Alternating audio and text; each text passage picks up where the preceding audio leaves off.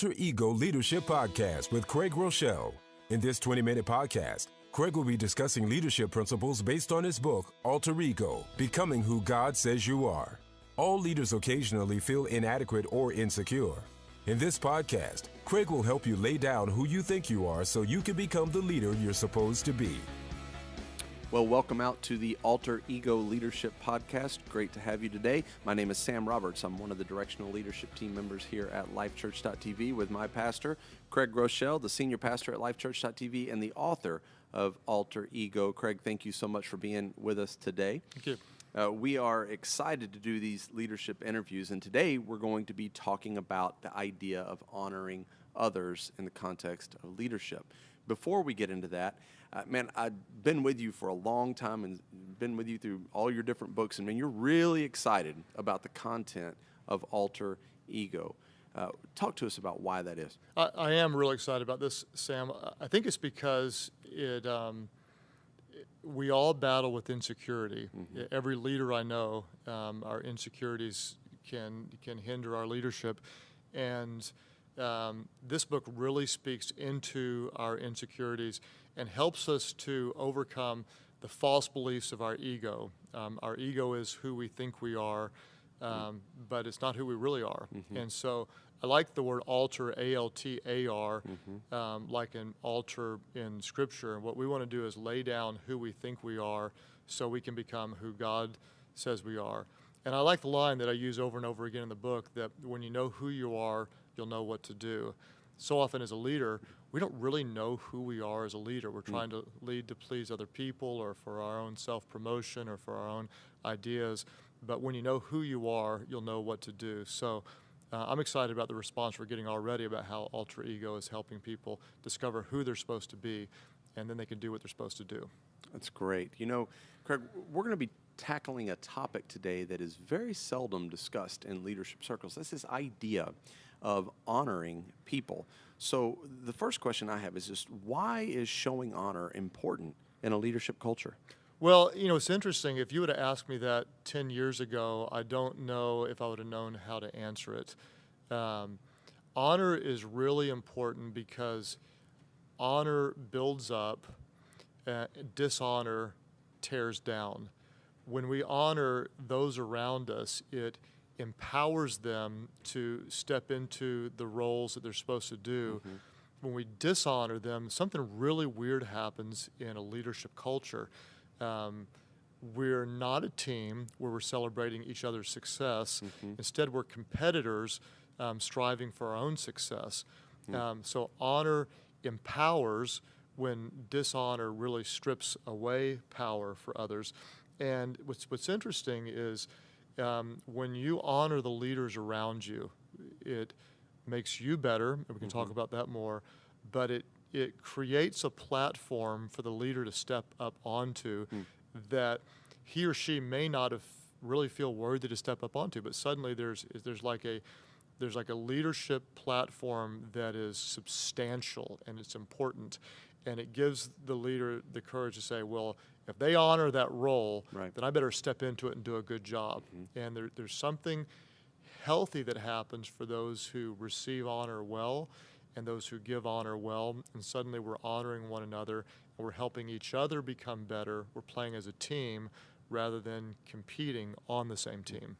That's really good. Now, in this topic specifically, when we talk about a lot of different things in leadership, it's kind of obvious that how it helps me.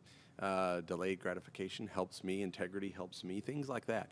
This one seems to really help the other person, at least at first glance. So let me ask a selfish question a little bit, is how exactly does showing honor to someone else then in turn help me as a leader?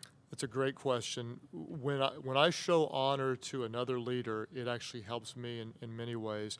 For example, I was 22, going on 23 years of age when I served in my first ministry role under Pastor Nick Harris.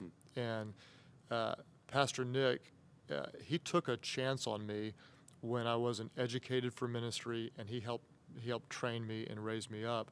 And for me to extend honor to him was one of the healthiest things I could do for me, because it showed that I was humble, it kept me teachable, it it said very clearly, I don't think I know what's better, when a lot of times, a younger leader will think they do. Sure. And it created a trust in him, and it was the right thing to do. I mean, the guy took a risk on me, invested in me, took the church that he'd been using his gifts forever to build, and let me be a part of it. It was the right thing to do, and it put me at a position where I was better able to learn and better able to grow, and even more respected by those around me.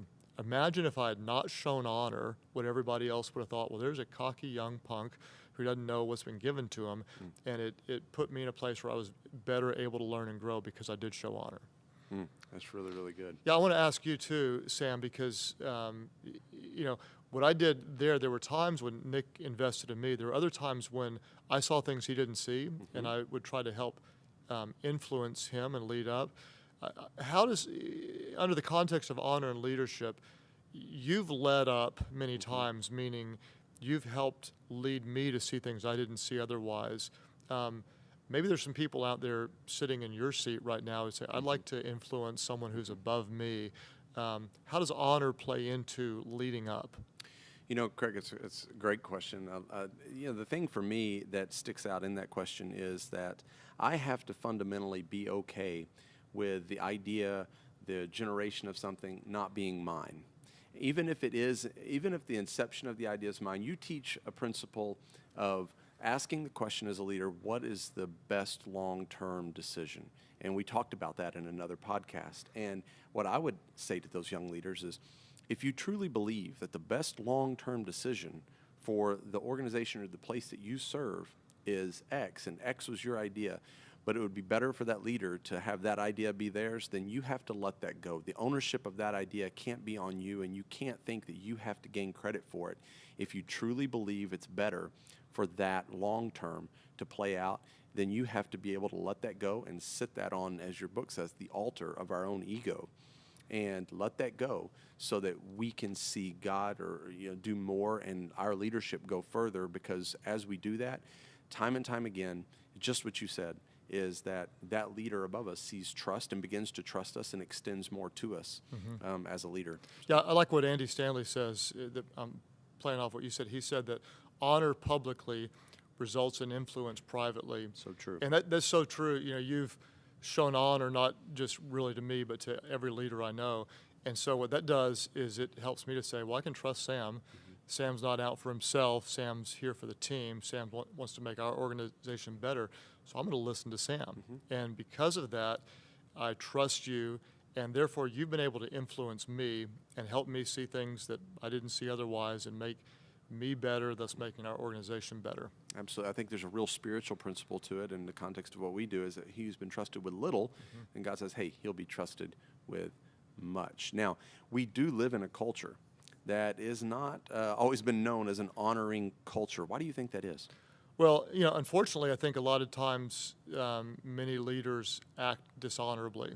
And so the natural thing to do is to not honor someone who's acted dishonorably. We'll talk in a minute that you actually have a choice, and the way you respond can actually help or hurt that leader, help him or her become more honorable, or continue to bury them in their dishonorable actions. I think one of the sad things, Sam, and one of the reasons why there's not as much honor today maybe as 20 or 30 years ago is we've really got a generation that's growing up that's really entitled and feels like we've got it coming and we deserve more. And when we have that entitled mindset, suddenly we don't show honor to others, and it hurts the leaders, it hurts the organization.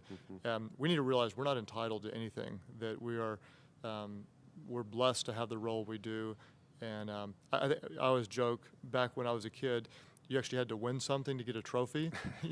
Now you just show up and like, hey kid, here's a trophy. Good job. And that mindset means I deserve it and I need it now. And then you're not teachable, you're not going to grow, and therefore you don't show honor. And when you don't show honor, it actually limits your future because you're not building trust, and you're not going to be as teachable. That's really good. Now, some people who are listening right now may think to themselves, well, this sounds a lot like respect, right? So could you draw a distinction for us between honor and respect? Yeah, there's a big difference. honor is freely given. Respect is earned, but honor is given. I can choose to show honor. In fact, you may act in a way that's not worthy of my respect. Well, you didn't earn it. But I can say, you know what? I honor you because of the role you have. For example, I was at a leadership conference when President Bush was going to speak, and I was sitting next to a guy that did not like President Bush or his policies, and I heard for about 30 minutes about everything that President Bush had done wrong.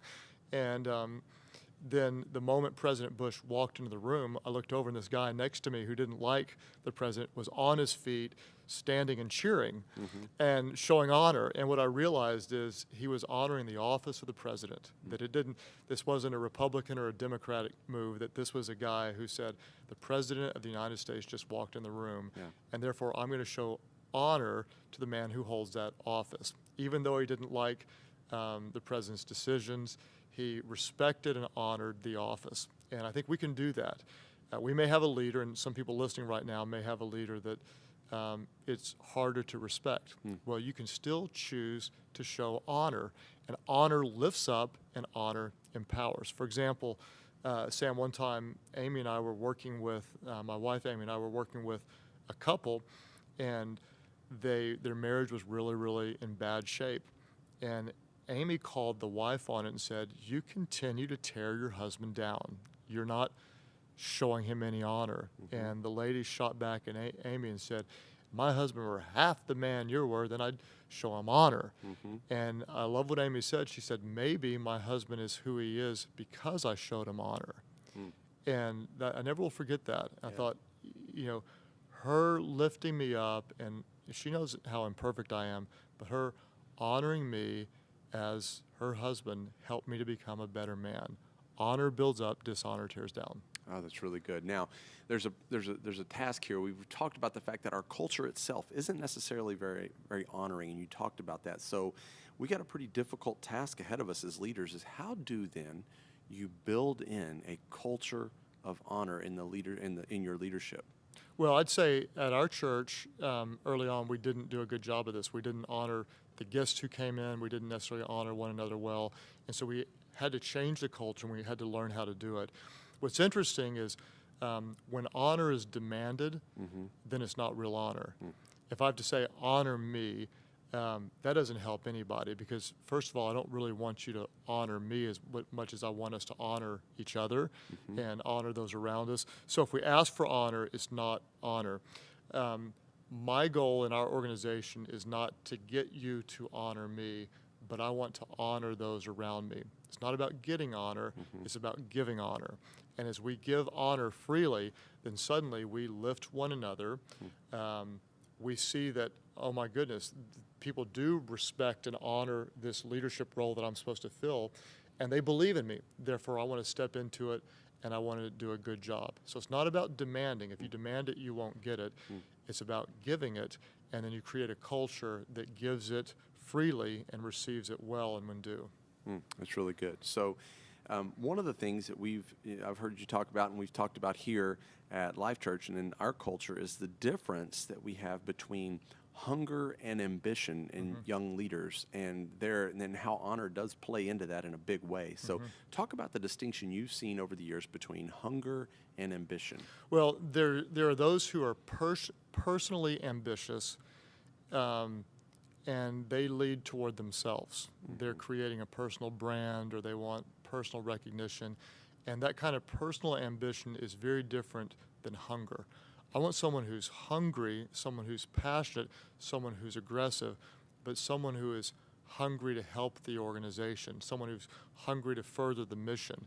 When a person doesn't show honor, they become typically personally ambitious. It's about them. When they do show honor, they can have a hunger for the whole organization. That person's promotable. The person who's hungry and really lives to serve the vision, they're promotable. The person who's personally ambitious, that's a person who probably needs to be personally ambitious somewhere else. Yeah, that's really good. And see, that right there wraps right back around to the question of how does it benefit me to show honor to someone else? And that's a great answer. Now, in a moment, I think it'd be really good of authenticity and transparency in our organization and the leadership that we've had is to just open and talk about.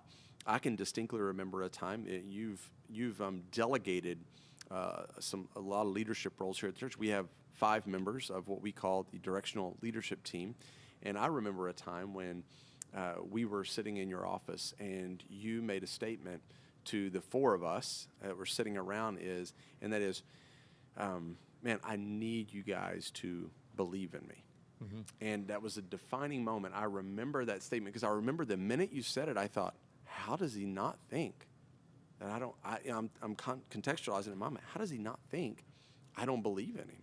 I don't get that. Mm-hmm. And I had to kind of go back and do an inventory. And really what it boils down to is what you said, is that honor is freely given. And I had not been honoring the way that I should, because then what it didn't give you the confidence. It didn't build that platform that you talked about to allow you to step on it. And I can remember such a distinct difference from my perspective of being a part of Life Church and watching before that. And then from that moment, making the decision, the 4 was saying, you know what? It is right. We should honor freely and we should believe absolutely. And you beginning to feel that honor and us believing in you created a completely different platform that you stepped onto, and it transformed in a matter of just instantaneously almost. Your leadership and your stepping into a batter's box, if you will. The confidence that you led with from there out was completely different, and it was very distinct for me. Could you just talk about that time a little bit from your perspective? Yeah, and again, there's a real fine line here. What we don't want to do is say leaders are untouchable. They're not. Leaders should never be rebuked. They should be. Leaders should always have their own parking place. They shouldn't. We want to be servant leaders. So I hope it's clear we're not asking for that. But there was a time when our organization, we grew into multiple sites, and we had communication challenges, and I'd say one thing and you guys would say something else, and there came a point where I wasn't sure you all really believed in me. And I could not lead. I couldn't stand. I didn't feel like I had the authority because I needed my team behind me. If I'm playing baseball, if I'm going up to bat, I want you all to believe Grochelle's the best person to bat at this moment. And I didn't feel that. And so when I asked for it, you all realized that you hadn't really communicated it and shown it, and I didn't feel it. And it wasn't necessarily your fault, but we realized we needed to change some things. And you guys came behind me. You'd still correct me when I needed it. You'd still speak honestly to me when I needed honesty. But you did say, we believe you're the person to do this. And suddenly, that honor built me up to say, I'm standing in the role that I was created to stand in. I can take this place somewhere. And I think in churches and in businesses and in organizations, when there's a lack of honor, it strips one another of confidence. And honor builds up. We believe in one another. So my goal is not to receive a lot of honor from our team. My goal is to give a lot of honor, to outdo one another in showing honor. And what that does is it creates an environment where we believe in one another. We're getting better together. Our organization wins. We don't win as individuals. We win together as a team. Oh, very good stuff. And I hope that those listening today, when they started this podcast thinking about how does honor apply to leadership, there is a resounding answer of how it applies to leadership. Thank you so much for being here. Man, do not forget to pick up the book Alter Ego at anywhere great books are sold. And man, we will catch you next time on the Alter Ego Leadership Podcast. Thanks so much for listening to the Alter Ego Leadership Podcast with Craig Rochelle. There are more Alter Ego messages plus many others available on iTunes. Keyword lifechurch.tv or watch for free at www.lifechurch.tv. If you are a church leader looking for free resources, check out open.lifechurch.tv. And don't forget to download the free YouVersion Bible app to your mobile device at www.bible.com/download.